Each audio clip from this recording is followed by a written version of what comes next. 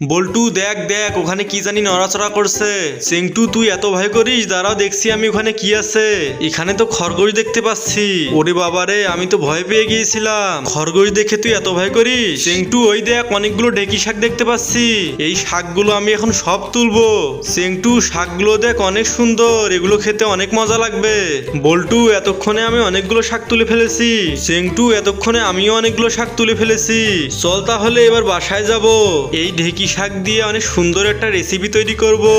এই ঢেকি শাকগুলো অনেক পরিষ্কার করে ধুয়ে নিতে হবে। বন্ধুরা, ঢেকি শাক দিয়ে সুন্দর একটা রেসিপি তৈরি করার আগে তোমরা যারা তোমার মাকে ভালোবাসো তারা এই ভিডিওতে একটি লাইক একটি সাবস্ক্রাইব করো। এরপর ঢেকি শাকগুলো সিদ্ধ করে নিতে হবে। সিদ্ধ করা শেষ। এরপর হরিণের মাংস দিতে হবে। হরিণের মাংস দেওয়া হয়ে গেছে। এখন আমাদের রেসিপি হয়ে গেছে। বন্ধুরা, এখন দুজন মিলে আমরা এগুলো মজা করে খাবো।